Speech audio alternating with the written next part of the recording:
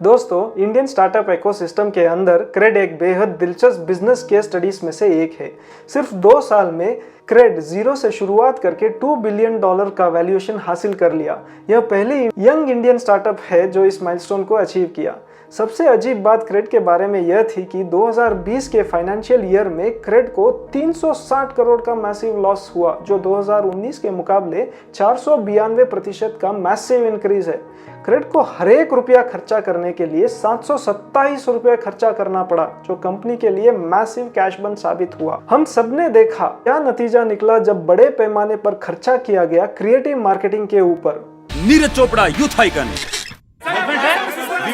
वैसे गोल्ड का भाव काफी बढ़ गया है। तुझे मैं स्टार बनाऊंगा नीरज। 360 डिग्री मार्केटिंग कितने का है? इंदिरानगर का गूंडा हूं मैं। अब सवाल यह आता है, इतने बड़े पैमाने पर नुकसान करने के बाद क्रेड कैसे इतने बड़े पैमाने पर फंडिंग ले रहा है? इस केस स्टडी की खासियत यह है कि अगर हम अंडरस्टैंडिंग कर लेंगे कि क्रेड ऐसा क्या कर रहा है, तो आप कम से कम यह तो समझ ही जाएंगे कि इंडियन स्टार्टअप इकोसिस्टम कैसे काम करता है। क्योंकि ज़्यादातर बड़ी कंपनियां जैसे ओला, जियो, फार्मइजी वो भी इसी तरह ऑपरेट करती है।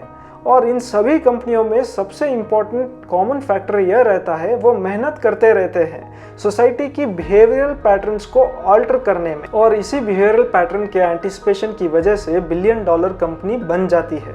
यह गोल्डन स्ट्रैटेजी 4 फेज में काम करते हैं। पहला फेज को हम कहते हैं कैश बर्न। यह कंपनी पहले सोसाइटी के मेजर प्रॉब्लम्स को खोजती है। नंबर 2, एक सिस्टम को डिज़ाइन किया जाता है उस प्रॉब्लम को ठीक करने के लिए। और नंबर 3, $1 मिलियन फंडिंग को रेज किया जाता है। और अंत में कस्टमर्स को ऐसे ऐसे ऑफर्स देते हैं अपने प्रोडक्ट्स को यूज़ करने के लिए जो हम सोच भी नहीं सकते। इसका सिंपल उदाहरण है जियो। पहले जियो ने इंडिया में इंटरनेट एक्सेसिबिलिटी की प्रॉब्लम को पहचाना, फिर 1.5 लाख करोड़ खर्च किए इंफ्रास्ट्रक्चर बनाने में जो इंटरनेट सर्विस के लिए ज़रूरत है। और जब 2016 में जियो लॉन्च हुआ, वे ऐसे ऐसे ऑफर्स निकाले जो प्रैक्टिकली नामुमकिन लग रहे थे, जैसे फ्री सिम, फ्री कॉल्स और फ्री इंटरनेट। और जब इन ऑफर्स का अनाउंसमेंट हुआ, लाखों लोगों की भीड़ उमड़ पड़ी इन जियो सिम को खरीदने के लिए। और जियो अपनी सारी ताकत लगा दी कि उपभोक्ता ज़्यादा से ज़्यादा जुड़ जाए प्रॉफिट्स की चिंता किए बिना। इसीलिए 2016 में उनको हेवी इन्वेस्टमेंट के बावजूद जियो को 31 करोड़ का नुकसान हुआ।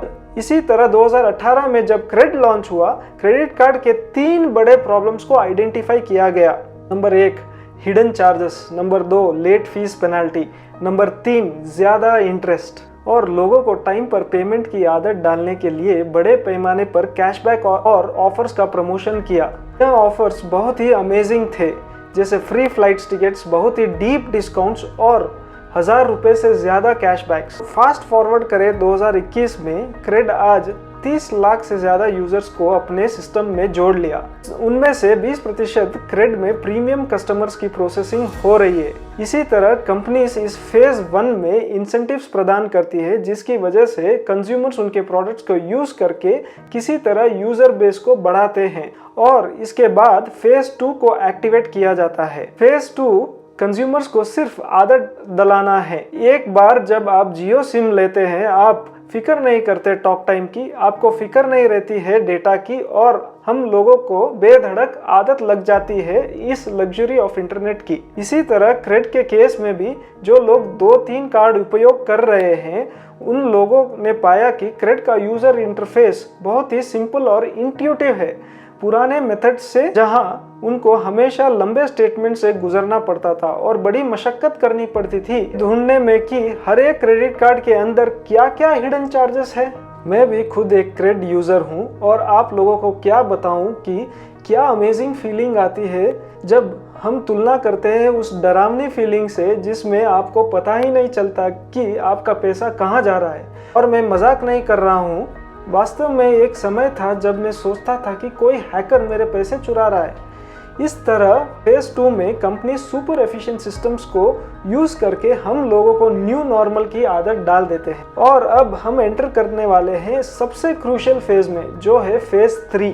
फेज 3 जिसे हम इरिवर्सिबिलिटी भी कह सकते हैं, इसका क्लासिक उदाहरण है गूगल मैप्स। आप लोगों ने ऑब्जर्व किया होगा कि इस जनरेशन के ज़्यादातर लोग फिक्र ही नहीं करते लैंडमार्क, स्ट्रीट और गलियों को याद रखने की। वास्तव में मुझे भी गूगल मैप्स को यूज़ करने की आदत लग गई है। अपने ही शहर में अगर आप मुझे किसी रास्ते में छोड़ दिया, ऐसा लगेगा कि अजीब जंगल में भटक रहा हूँ। इस तरह गूगल मैप्स की हमें आदत बहुत ज़्यादा लग गई है। इसलिए पॉइंट ये है कि गूगल मैप्स हमारी ज़िंदगी बहुत आसान कर दी है। दिमाग में रास्ता याद रखने की ज़रूरत नहीं पड़ती। और क्रेडिट के केस में भी यूज़र्स को क्रेडिट कार्ड के बिल्स को याद रखने की ज़रूरत नहीं पड़ती। उनके ड्यू डेट्स और लेट फीस को भी याद रखने की ज़रूरत नहीं पड़ती। सेम ओला के केस में भी हम रास्ते में टैक्सी ढूंढने की ज़रूरत नहीं पड़ती। जियो के केस में जब इंटरनेट नहीं रहता तब हमें ऐसी फीलिंग आती है। इसलिए आप देखिए, जब भी ऐसी कंपनियां मार्केट में आ जाती है, हमारे बिहेवियर में इरिवर्सिबल चेंज आ जाता है, जहां वे छोटी से छोटी चीज़ें करते हैं, जैसे कैब को बुक करना, क्रेडिट कार्ड का भुगतान करना। ये सिस्टम इतने बड़े पैमाने पर चेंज हो गया कि हम पुराने सिस्टम में कभी भी नहीं जा सकते। क्रेडिट का ये फेस जो कंज्यूमर बिहेवियर को चेंज करता है, शुरुआती दौर से गुजर रहा है। यह पूरी तरह एक्टिवेट हो नहीं पाया है। इसलिए जो भी आंकड़े क्रेडिट के देख रहे हैं वो अभी भी नेगेटिव में है। इसके बाद हम फेज 4 में प्रवेश करते हैं। अब सभी निवेशकों को सोने की खदान साबित होता है जब कंपनी प्रॉफिट बनाने लगती है। जब आंकड़े निकल के आते हैं तब लिटरली सोने की खदान दिखती है। इस फेज पर हम एग्जाम्पल लेते हैं जियो के आंकड़े। सिर्फ 1.5 साल में जियो मुनाफे में बदल गया। वो 2017 के थर्ड क्वार्टर में 504 करोड़ का प्रॉफिट किया। इसके बाद कंपनी का शानदार प्रदर्शन रहा, जहां 2020 में जियो ने 5,562 करोड़ का मुनाफा किया। और क्रेडिट भी इसी गोल्ड माइन पर खड़ा है, क्योंकि क्रेडिट के कस्टमर्स डिफॉल्ट रूप से देश के 1% अमीरों में से है। ये लोग किसी भी कंपनी के लिए ड्रीम कस्टमर्स है। इन लोगों के इनकम्स बहुत ही हाई रहती है, जो महंगी चीज़ें परचेज करने की क्षमता रखते हैं, वो भी रेगुलर बेसिस पर, जिसकी वजह से कंपनी का प्रॉफिट मार्जिन विशाल हो जाता है। मेरा सेंस यह कहता है कि 4th फेज के अंदर क्रेडिट अपने गोल्डन कस्टमर्स बेस को लिवरेज करेगा इन 3 बहुत प्रभावशाली तरीकों से। नंबर 1, क्रेडिट एक एक्सपेंस मैनेजमेंट ऐप बना सकता है जो सभी के पास होना आवश्यक होगा, जो यूजर्स के इनकम टैक्स फाइलिंग कर पाएगा। जिस तरह क्रेडिट ने क्रेडिट कार्ड यूजर्स के सरदर्द का इलाज किया, उनके पैसों की बचत करा के, हिडन चार्जेस के लेके, क्रेडिट अपने यूजर्स के बहुत सारे पैसे बचा सकता है इनकम टैक्स फाइलिंग की पूरी प्रोसेस को सिंपल और एफिशिएंट में मोड़कर। अगर यह हो गया तो मुझे नहीं लगता हम लोग क्रेडिट क्लब को छोड़ पाएंगे। इसलिए कुणाल सर, अगर आप यह वीडियो देख रहे हैं तो प्लीज़ इस विषय पर ध्यान दीजिए। नंबर 2, क्रेडिट के पास बेहद कीमती कस्टमर्स डेटा है जो परचेज प्रेफरेंस के आधार पर है। एग्जाम्पल के लिए क्रेडिट को क्लियरली मालूम है कि सचिन को 20,000 रुपये स्पोर्ट्स में खर्चा करना पसंद है, रजवंत को एजुकेशन और बुक्स के ऊपर 10,000 रुपये खर्चा करना पसंद है। इसलिए क्रेडिट इस डेटा का उपयोग करके संबंधित एडवर्टाइजमेंट को पुश करता है एक्सक्लूसिव कूपन्स के साथ, जहां लोग ज़्यादा से ज़्यादा खर्चा करें उन चीज़ों पर जिसे वे बेझिझक चाहते हैं, जिससे वे कमीशन के हकदार बन जाएंगे। आखिर में क्रेडिट बैंक की भूमिका भी निभा सकता है भारत के उन टॉप 1% लोगों के लिए। और मेरे मुताबिक इसकी वजह 2 इम्पॉर्टेंट फैक्टर है जो बहुत ही क्रूशियल है बैंक की अस्तित्व के लिए। नंबर 1, सभी बैंक ऐसे कस्टमर्स चाहती है जो ज़्यादा से ज़्यादा पैसा डिपॉजिट करे अपने बैंक अकाउंट में। यही कारण है उन सभी बैंकों के खर्चे और इन्वेस्टमेंट दोनों को मेंटेन करके और इसी पैसों से बिजनेस और कस्टमर्स को लोन दे सके। नंबर 2, सभी बैंक यही चाहती है कि उनके बोरोअर्स लोन को चुका सके बिल्कुल डिफॉल्ट किए बिना, जिससे वे ब्याज कमा सके और आखिर में प्रॉफिट बनाए अपने लेंडिंग बिजनेस में। दोस्तों, मेरे मुताबिक क्रेडिट का कस्टमर बेस लिटरली ऐसे सटीक लोग हैं जिसकी वजह से एक दिन क्रेडिट फुल फ्लेज्ड बैंक बन जाएगा, या शायद full fledged portfolio management system बना सकता है उन टॉप 1% लोगों के लिए। अंततः क्रेडिट भारत का एक रेवोल्यूशनरी फिनटेक स्टार्टअप के रूप में उभरेगा। इसलिए मेरा मुताबिक आम लोगों के लिए क्रेड भले ही एक अजीब आइडिया दिखता है, लेकिन रियलिटी में एक रेवोल्यूशनरी आइडिया है जो भारत के स्टार्टअप स्पेस के उन अमेजिंग एंटरप्रेन्योर्स से उभरा है।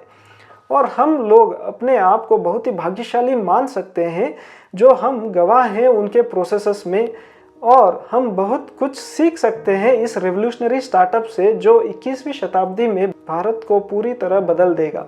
अगर आप इस एपिसोड से कुछ न कुछ वैल्यूबल सीखा है तो प्लीज़ लाइक बटन दबा दीजिए, जिससे यूट्यूब बाबा हमारे चैनल को प्रमोट करके और लोगों तक पहुंचाए। और मैं आपका शुक्रगुजार रहूँगा अगर आप सब्सक्राइब बटन भी दबा देंगे। धन्यवाद दोस्तों इस वीडियो को अंत तक देखने के लिए। अलविदा दोस्तों, आपसे जल्द मिलूंगा अगले दिलचस्प वीडियो के साथ। तब तक के लिए नमस्कार।